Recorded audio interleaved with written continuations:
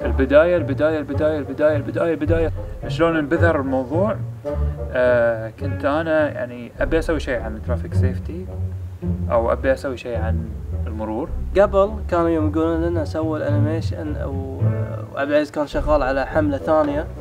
أنا ما أدري، ما كنت وايد متحمس، كنت يعني أوكي بتكون حملة ثانية، الناس بيشوفونها بيموتون. ناقش هي المشكلة، ليش الشباب ما قاعدين يسمعون المسجات اللي قاعدة تطلع؟ ليش ما حد قاعد يلتفت حق التوعية المرورية يعني بشكل عام؟ ليش ما حد قاعد يستوعب خطورة الوضع اللي هو فيه؟ قلنا ليش ما ناخذه كله، ننفضه كله ونقلبه ونبدأ بطريقة تفكير ما حد يعني بدأ فيها.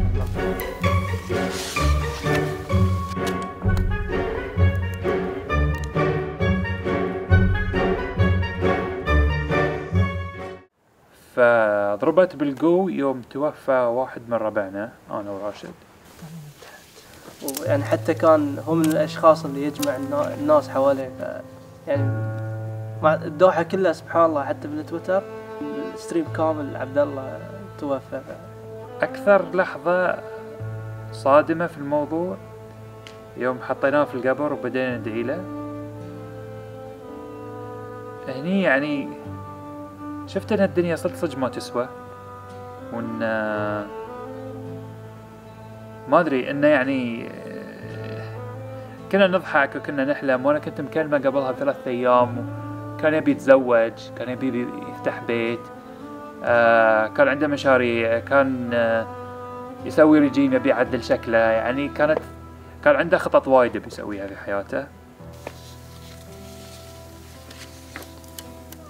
يعني روحه حاضرة معاي،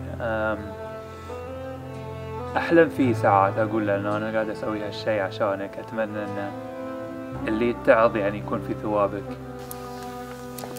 تجمعنا كلنا أنا وراشد وناس وايد يعني من السوشيال ميديا، مني من هناك طرحت فكرة ليش ما سوينا كرتون. زين شلون نسوي كرتون، شلون نسوي محزن، شلون نسوي يأثر. حاولنا ناخذ هاي المسألة الجدية للصدمة مالتنا ونقلبها على ضحك. يمكن ان الناس تشوفونه شيء يضحك، بس هالضحكة في وراها قبل ما يصير هاي كله كان في دمعة. اول شيء بنشيل النصيحة، الشغل كله ما في نصايح مباشرة.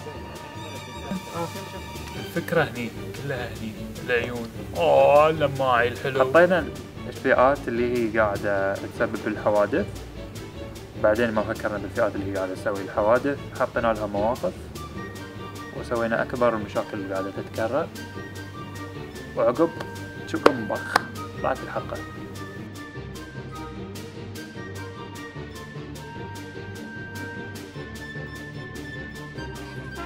كان شيء غير متوقع كلش ابدا، يعني ما يخطر على بالي ولا بال عبد العزيز ان راشد وعبد العزيز يكون شغالين على انيميشن بيطلع في الاخير باسمهم. احنا قاعدين في الانيميشن هذا نخاطب العقل الباطن للشخص. الروي شيء يضحك، يقعد يضحك بيقول اوكي يعني، ويبدا ينشر اللينك بين رابعه او الفيديو بين رابعه، وبعدين يمكن رابعه بيقولون انت يا فلان ترى تسوي هالشيء. احنا قاعدين نسوي هالكليبات هذه، نبي الناس تبتدي تنصح نفسها بنفسها عشان توقف حالة العناد ضد قواعد المرور، على اساس ان الناس تبتدي تاخذ السواقة بشكل جدي. اوكي انت قاعد تضحك الحين وعاجبتك الحلقة، بس يعني دي من ساعد المفروض تستحي على وجهك وتعدل سلوكك. بس هالرسالة اللي نبي نوصلها، يعني انه صدق انك قاعد تضحك، بس يعني في نفس الوقت تراك انت قاعد تضحك على نفسك. فآن الوقت انك توقف ضحك على نفسك وتاخذ خطوة جدية انك تغير سلوكك فيها. سوي اللي عليك.